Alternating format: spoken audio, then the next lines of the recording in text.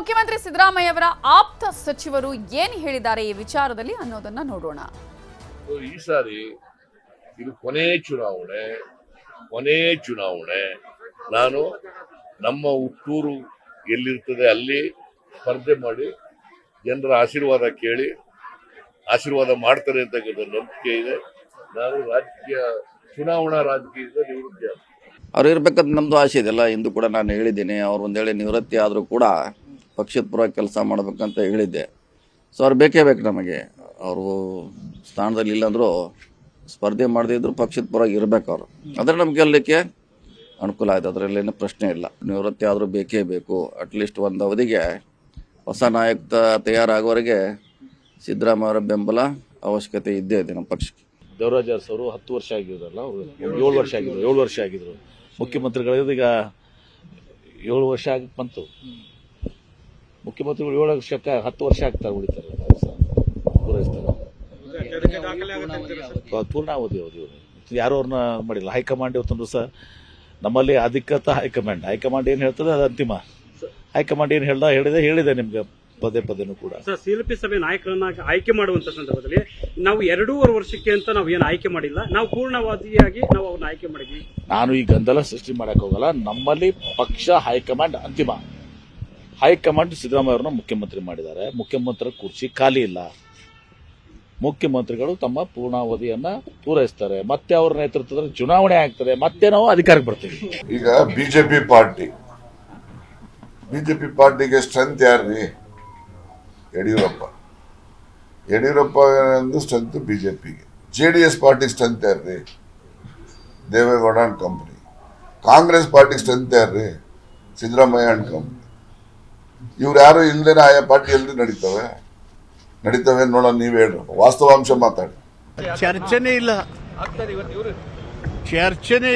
MP Patil ಹೇಳಿದ್ರೆ 5 ವರ್ಷ ಸಿದ್ದರಾಮಯ್ಯ ಅವರು CM ಆಗಿರ್ತಾರೆ. ಕೂತು ಬಿಟ್ಟಿದ್ರಲ್ಲ ಭದ್ರವಾಗಿ, ಚರ್ಚೆಯಲ್ಲಿ ಬಂತು ಬಿಡಿ.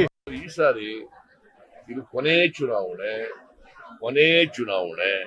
ನಾನು ನಮ್ಮ ಹುಟ್ಟೂರು ಎಲ್ಲಿರ್ತದೆ ಅಲ್ಲಿ ಸ್ಪರ್ಧೆ ಮಾಡಿ ಜನರ ಆಶೀರ್ವಾದ ಕೇಳಿ ಆಶೀರ್ವಾದ ಮಾಡ್ತಾರೆ ಅಂತಕ್ಕಂಥ ನಂಬಿಕೆ ಇದೆ. ನಾನು ಚುನಾವಣಾ ರಾಜಕೀಯದಿಂದ ನಿವೃತ್ತಿ ಆಗ್ತೀನಿ. ಅವ್ರು ಇರ್ಬೇಕಂತ ನಮ್ದು ಆಸೆ ಇದೆಲ್ಲ. ಇಂದು ಕೂಡ ನಾನು ಹೇಳಿದ್ದೀನಿ, ಅವ್ರು ಒಂದು ವೇಳೆ ನಿವೃತ್ತಿ ಆದರೂ ಕೂಡ ಪಕ್ಷದ ಪರವಾಗಿ ಕೆಲಸ ಮಾಡ್ಬೇಕಂತ ಹೇಳಿದ್ದೆ. ಸೊ ಅವ್ರು ಬೇಕೇ ಬೇಕು ನಮಗೆ. ಅವರು ಸ್ಥಾನದಲ್ಲಿ ಇಲ್ಲಾಂದ್ರೂ ಸ್ಪರ್ಧೆ ಮಾಡದಿದ್ರು ಪಕ್ಷದ ಪರವಾಗಿ ಇರಬೇಕು. ಅವರು ಆದರೆ ನಮ್ಗೆ ಗೆಲ್ಲಲಿಕ್ಕೆ ಅನುಕೂಲ ಆಯ್ತು, ಅದರಲ್ಲೇನು ಪ್ರಶ್ನೆ ಇಲ್ಲ. ನಿವೃತ್ತಿ ಆದರೂ ಬೇಕೇ ಬೇಕು. ಅಟ್ಲೀಸ್ಟ್ ಒಂದು ಅವಧಿಗೆ ಹೊಸ ನಾಯಕ ತಯಾರಾಗುವವರೆಗೆ ಸಿದ್ದರಾಮಯ್ಯ ಅವರ ಬೆಂಬಲ ಅವಶ್ಯಕತೆ ಇದ್ದೇ ಇದೆ ನಮ್ಮ ಪಕ್ಷಕ್ಕೆ. ದೇವರಾಜ್ ಅವರು 10 ವರ್ಷ ಆಗಿರೋದಲ್ಲ, ಅವರು 7 ವರ್ಷ ಆಗಿದ್ರು ಮುಖ್ಯಮಂತ್ರಿಗಳು. ಈಗ 7 ವರ್ಷ ಆಗಿ ಬಂತು. ಮುಖ್ಯಮಂತ್ರಿಗಳು 7 ವರ್ಷಕ್ಕೆ 10 ವರ್ಷ ಆಗ್ತಾರೆ, ಉಳಿತಾರೆ, ಪೂರೈಸ್ತಾರೆ. ಪೂರ್ಣಾವಧಿ ಅವರು ಯಾರು ಅವ್ರನ್ನ ಮಾಡಿಲ್ಲ. ಹೈಕಮಾಂಡ್ ಇವತ್ತೊಂದು ಸಹ ನಮ್ಮಲ್ಲಿ ಅಧಿಕೃತ ಹೈಕಮಾಂಡ್ ಏನು ಹೇಳ್ತದೆ ಅದು ಅಂತಿಮ. ಹೈಕಮಾಂಡ್ ಏನು ಹೇಳಿದೆ ನಿಮ್ಗೆ ಪದೇನೂ ಕೂಡ. ಸಿಎಲ್ಪಿ ಸಭೆ ನಾಯಕರನ್ನ ಆಯ್ಕೆ ಮಾಡುವಂತ ಸಂದರ್ಭದಲ್ಲಿ ನಾವು 2.5 ವರ್ಷಕ್ಕೆ ಅಂತ ನಾವು ಏನು ಆಯ್ಕೆ ಮಾಡಿಲ್ಲ, ನಾವು ಪೂರ್ಣವಾದಿಯಾಗಿ ನಾವು ಅವ್ರನ್ನ ಆಯ್ಕೆ ಮಾಡಿದ್ವಿ. ನಾನು ಈ ಗೊಂದಲ ಸೃಷ್ಟಿ ಮಾಡಕ್ ಹೋಗಲ್ಲ. ನಮ್ಮಲ್ಲಿ ಪಕ್ಷ ಹೈಕಮಾಂಡ್ ಅಂತಿಮ.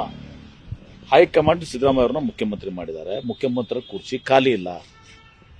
ಮುಖ್ಯಮಂತ್ರಿಗಳು ತಮ್ಮ ಪೂರ್ಣಾವಧಿಯನ್ನ ಪೂರೈಸ್ತಾರೆ. ಮತ್ತೆ ಅವರ ನೇತೃತ್ವದಲ್ಲಿ ಚುನಾವಣೆ ಆಗ್ತದೆ, ಮತ್ತೆ ನಾವು ಅಧಿಕಾರಕ್ಕೆ ಬರ್ತೀವಿ. ಈಗ BJP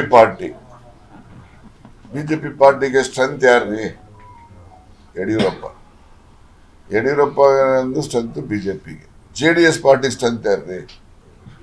Deve Gowda and company. Congress party strength ಯಾರ್ರಿ? Siddaramaiah and company. ಇವ್ರು ಯಾರು ಇಲ್ದೇನೆ ಆಯಾ ಪಾರ್ಟಿ ಎಲ್ರಿ ನಡೀತವೆ ನೋಡೋಣ. ನೀವ್ ಹೇಳ್ರಿ, ವಾಸ್ತವಾಂಶ ಮಾತಾಡಿ. ಚರ್ಚೆನೇ ಇಲ್ಲ. MP ಪಾಟೀಲ್ ಹೇಳಿದ್ರೆ 5 ವರ್ಷ ಸಿದ್ದರಾಮಯ್ಯ ಅವರು CM ಆಗಿರ್ತಾರೆ. ಕೂತು ಬಿಟ್ಟಿದ್ರಲ್ಲ ಭದ್ರವಾಗಿ, ಚರ್ಚೆಯಲ್ಲಿ ಬಂತು ಬಿಡಿ.